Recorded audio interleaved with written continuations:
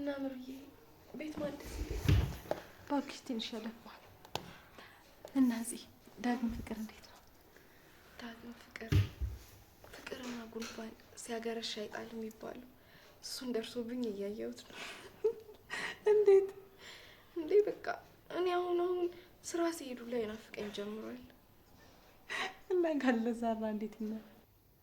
እሱማ ግን በቃ አላውቅም። እኔ ኪራን በጣም ነው የምወደው። ለዚች አቅምሽ እኮ ነው ደግሶ ዳሪ የሆንሽው። አሁን ካለፈ ራሱ ምን ሆኜ እንደነበረ ሳስበው ያስቀኛል። ለማንኛውም ፍቅራችንን ትዳራችንን ያቆይልን። ከዚህ በኋላ በተቻለን አቅም ክፍተት መፍጠር የለብንም። ደግሞ ለኪራም ቢሆን ግልጹኝለት። እሺ ግን ስለ ቴቴ ጉዳይ እንዴት ነው ግልጽ?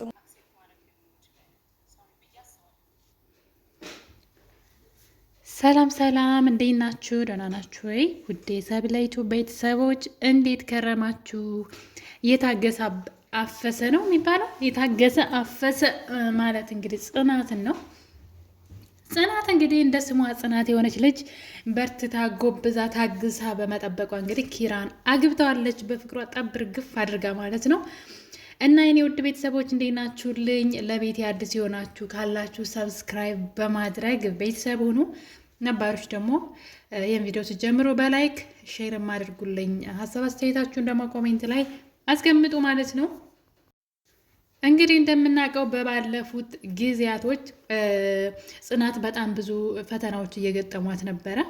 የቤት ሰራተኛ ሆና ከተቀጠረችበት ቀን ጀምሮ በጣም በብዙ ነገር ተፈትና፣ እሱም ብቻ አይደለም አረብ ሀገር ስደት ለመሄድ ሁሉ ቆርጣ ተነስታ ብዙ ጊዜ አልሳካላት ብሎ ያው አንዳንድ ጊዜ ለእኛ የሆነ ነገር የፈለገ ቢሆን እንትን አይልም ከኛ አይሄድም ማለት ነው። ጊዜ ይፈጃል እንጂ የሆነ ሰዓት የኛ መሆኑ አይቀርምና እንግዲህ አረብ ሀገር የመሄዷ ነገር ስደት አባቷን ለመንከባከብ ስለፈለገች ብቻ ማለት ነው።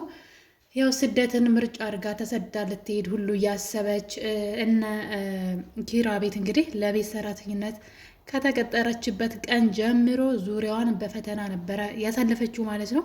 በተለይ ደግሞ ወደ ኪራ ህይወት የሚመጡ ሴቶች እሷ ላይ እንዲሁ ዝም ብለው ከመሬት ተነስቶ በቅናት ተነሳስተው በጣም ያሰቃዩት ነበር። እና እሱም ብቻ አይደለም ራሱ ኪራ ራሱ ሌሎች ሰዎች ጋር ያለውን ግጭትና አለመስማማት መጥቶ የሚወጣው እሷ ላይ ነው። በጣም ያሳዝናል። በጣም ነበር የሚያንቋሽሻት፣ የሚሰድባት።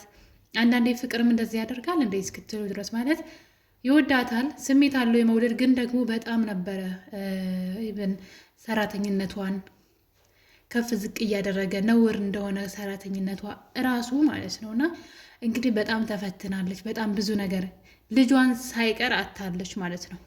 እና በዛ ነገር ውስጥ ጠንክራ በመጠበቋ በመታገሷ ማለት ነው እንግዲህ የታገሰ አፈሰ በሚለው አግኝተዋለች ማለት ነው። ኪራን እንግዲህ በእጇ አስገብተዋለች። በጣም ነው ደስ የሚለው ማለት ነው። እና የሚገርማችሁ ነገር ከጽናት ምን እንደምትማሩ ታውቃላችሁ? እስኪ እናንተ ምን እንደተማራችሁ ኮሜንት ላይ ያስቀምጡልኝ። ኦልሞስት ድራማው እያለቀ ነው እንግዲህ ያው ወልደው ደግሞ ሲስሙ ሊያሳዩን ካልሆነ በስተቀረ እና ማለት ነው። እኔ ምን ተማርኩ መሰላችሁ? የሆነ ፈተና ወደ ህይወታችን ሲመጣ ትተን የምንሸሸው ነገር የለም ወይም ደግሞ ተስፋ መቁረጥ። በተለይ በዚህ ዘመን በተለይ ማለት ነው በዚህ አመት ማለት ይቻላል ሰዎች ተስፋ ቆርጫለሁ፣ የመኖር ጉጉት የለኝም እያሉ ራሳቸውን ሲያጠፉ፣ ራሳቸውን መጥፎ ነገር ውስጥ ሲከቱ፣ ሱስ ውስጥ ምናምን ሲደበቁ እናያለን። ተስፋ በቃ ምንም ነገር ስለ ነገ የማያስቡ ለምንድን ነው? እነዛ ሰዎች ህይወታቸው ላይ የሆነ ችግር አጋጥሟቸው ነው። ዝም ብለው ከመሬት ተነስተው አይደለም። ልክ እንደ ጽናት አይነት ፈተና በህይወታቸው ውስጥ ዙሪያውን ገደል የሆነ ነገር ሊያጋጥመን ይችላል እና ትተን በቃኝ ብለን ተስፋ በመቁረጥ ወይ ራሳችንን ማጥፋት፣ ራሳችን ላይ መጥፎ ነገር ማድረግ በጣም ብዙ ነገር ማለት ነው። እና እኔ ብዙ ጊዜ እንትን እንደዚህ ራሷን አጠፋች፣ ራሷ እንደዚህ ያደረገች የሚባሉ ሰዎች ኮሜንት ስር የማየው ምን እንደው ታውቃላችሁ? ታድላችሁ የሚል ማለት ነው። እንዴት መሰላችሁ? ታድላችሁ፣ ድፍረቱን አግኝታችሁ ተገላገላችሁ የሚሉ ሰዎች ኮሜንት ጽፎ አይቻለሁ። እና በጣም ከባድ ነው። አስቡ እንግዲህ እና ሰው ምን ያክል ተስፋ እየቆረጠ እንደሆነ።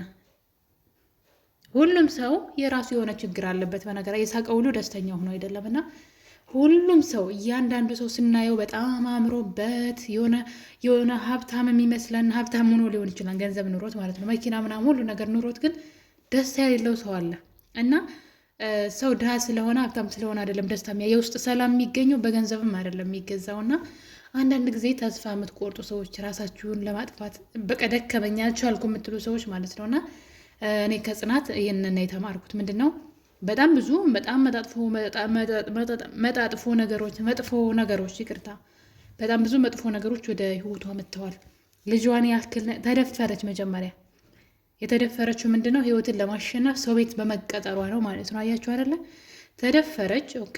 እሱ ደግሞ ሳይበቃ ደግሞ ልጅ አረገዘች። ልጇን ደግሞ ገደሉባት። ተመልከቱ። ይህ በጣም ከባድ ነው። ይህ ሁሉ እዛ ተገጥራ የምትኖርበት ለሰራተኝነት በመቀጠሯ ነው። ቤተሰቦቿ ጋር በትኖር ኑሮ ይህ ሁሉ ነገር አይደርስባትም። ክብሯንም አታጣም፣ ልጇንም አታጣም ነበረ። እና በጣም በደል ነበር ምንድነው የሚባለው የሚደርስባት። ቤት ውስጥ ያሉ ሰዎች አይረዷትም። የቤቱ ባለቤትም አይረዳትም፣ በእሱ አካባቢ ያሉ ሰዎችም አይረዷትም። እና እንዴት ብላ እኔ ትዕግስቷን ነው በቃ እኔ በጣም ነው የምገረምባት ማለት ነው። እና እንግዲህ በመጨረሻ ምንድን ነው የሆነው? መልካም ነገር ነው የሆነው። እና ሁላችንም ተስፋ የምንቆርጥ ሰዎች ወይ በተለይ ደግሞ ራሳችን የምናጠፋ ሰዎች የት ነው የምንሄደው ብለን ቆም ብለን ማሰብ አለብን። ማለት ተስፋ በመቁረጥ ወይ የሆነ ሁሉን ነገር በቃይ በማለት ራሳችን ስናጠፋ የት ነው የምንሄደው? በእግዚአብሔር ዘንድ ተቀባይነት አለው ወይ? ራሱ ትልቅ ኃጢአት አይደለም ወይ? ራስን ማጥፋት በራሱ ማለት ነው። እና የት ጋ ማለት እሺ ራስን በማጥፋት ውስጥ ራሱ ስቃይ አለ አይደለ? ከዛ ደግሞ በስቃይ ውስጥ ሄዳችሁ ስቃይ ውስጥ ነው የምትገቡት። የቱ ጋ ነው የምታርፉት? እስኪ ንገሩኝ። እና ግን ምድር ላይ ሆናችሁ ግን ብትጋፈጡት ችግሩን የሆነ ቀን ያልፋል ማለት ነው። አይ ነው በጣም በብዙ መጣጥፎ ነገሮች ውስጥ ልታልፉ ትችላላችሁ። ግን የሆነ ሰዓት ግን የእናንተ ቀን ይመጣል። ይህ ሀቅ ነው። እኔ እንደው ድፍንፍን ብሎባቸው የኖሩ ሰዎች አላየሁኝም። በሆነ አጋጣሚ በጣም አንገታቸውን ደፍተው አዝነው በጣም ወድቀው የነበሩ ሰዎች ተነስተው አይቻለሁ። እና ጊዜ የማይፈታው ነገር የለም። ትዕግስት ካለን፣ ጽናት ካለን፣ ጥንካሬ ካለን፣ በተለይ ደግሞ ነገር የምናስብ ከሆነ ሰው ራሱን አያጠፋም። ምክንያቱም በጣም ብዙ መፍትሄዎች ስላሉት ማለት። ለጊዜው ግን መታገስ አለብን። እንደው በችግር ውስጥ በውድቀትም ውስጥ ሆነና ትዕግስት ሊኖረን ይችላል ባይ ነኝ። እኔ ከጽናት እሱን ተምሬያለሁ። እናንተስ ምን እንደተማራችሁ ኮሜንት ላይ አሳውቁኝ። ከጽናት ምን ተማራችሁ?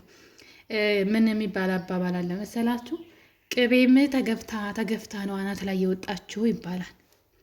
እና የሆነ ችግር ደግሞ ሲበዛ ህይወታችሁ ላይ እናንተን ጠንካራ ነው የሚያደርጋችሁ። በጣም ብዙ ነገር ትማራላችሁ። ከዛ ከስህተታችሁ ከመጣባችሁ ችግር ብዙ ነገር ስለምትማሩ ነጋችሁ በጣም ያማረ የሚሆን ይመስለኛል።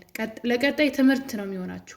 የወደቃችሁበት ምክንያት፣ ሀዘን የገጠማችሁ ያ ሁሉ የውድቀታችሁ ምክንያት ሁሉ ትምህርት ቤት ነው የሚሆናችሁ እና ቀጣይ ያለው ህይወታችሁ የሚያምር ይሆናል ብዬ አስባለሁ። እና እንግዲህ ጽናትና ኪራ ሊጋቡ ነው። በጣም ነው ደስ የሚለው። ካሳለፈችው ስቃይና ችግር አንጻር ሲያንሳት ነው እውነት ለመናገር። እና ኪራም ደግሞ በጣም ነው የሚወዳት። እንደዚህ የሚወዳችሁ ሰው ይስጣችሁ። እና የመገፋቷና ብዙ የመጨቆኗ መጨረሻ በጣም የሚወዳት የሚንሰፈሰፍላት ፍቅረኛ ሰጣት፣ ወይም ደግሞ ለትዳር የሚሆን ሰው ሰጣት ማለት ነው። እና ትዕግስት እናድርግ ነው። ሰብር ይኑረን። ነገን እናስብ። ነገን ካሰብን ተስፋ ካለን፣ ተስፋ ስላችሁ ነገ ላይ የተሻለ ነገር ይኖራል የሚል ተስፋ ለራሳችን ተስፋ መስጠት ያለብን። ነገ ቀን ያልፋል፣ ነገ የተሻለ ይሆናል ብለን ለራሳችን ማጠንከር እንጂ በቃኝ መረረኝ እያላችሁ በተለይ የዚህ ዘመን ወጣት ማለት ነው በጣም ፋሽን እስኪመስል ድረስ እና እኔ አይዶን ነው ብቻ እኔ ራሱ የማውቃቸው በጣም በቃ እኔ ኑ ብዬ ራሱ እመረዳቸው ይመስለኝ ነበረ ስላችሁ። ሁላችንም ችግር አለብን። እኔ በጣም ብዙ ችግር አለብኝ።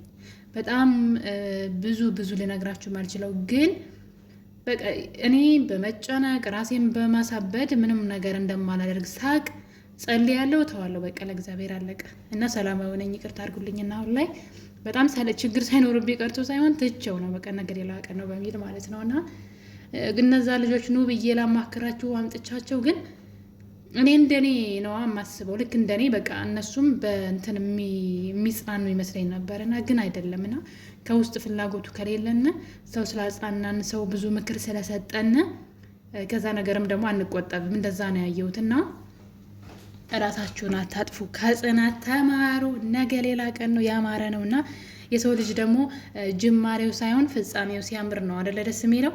ፍጻሜው ሲያምር ነው እና ከትላንትናችን ይልቅ ነጋችን ያማረ ቢሆን ነው የሚሻለው። እና እንግዲህ እንኳን ደስ አለሽ ማለት ፈልጋለሁ ጽናትዬ። ምርጥ ድራማ ነው እውነት ለመናገር ከሆነ በጣም ደስ የሚል ድራማ ነው። ያው ትንሽ ኢትዮጵያ ድራማዎች ላይ የቤት ሰራተኞች በጣም ሲጨቆኑ እናያለን። መሬት ያለውም እንደዚህ ከሆነ በጣም ከባድ ነው፣ እስከ መመታት እስከ ብዙ ነገር እስከ መሆንና እውነት መሬት ላይ ያለው እንደዛ ከሆነ በጣም ከባድ ነው። አረብ ሀገርም እንደዚህ የለም እንኳን አይደለም በገዛ ሀገራችን እና ጥንካሬዋን አይቻለሁኝ። መልካም ሰርግ ብያለሁ ለእነ ጽናት። እናንተ መልካም ምኞታችሁን ተመኙላቸው፣ ያው ድራማ ቢሆንም ማለት ነው። እና የኔ ቤተሰቦች በጣም አመሰግናለሁ በራሳችሁ ፍቃድ በፍቃዳችሁ ስለምታበረታቱኝ እግዚአብሔር ያክብርልኝ። አሁንም ቤተሰብ መሆን ትችላላችሁ። እናወዳችኋለሁኝ። በሌላ ቪዲዮ እንገናኛለን። መልካም ጊዜ፣ መልካም ምሽት። ባይ ባይ።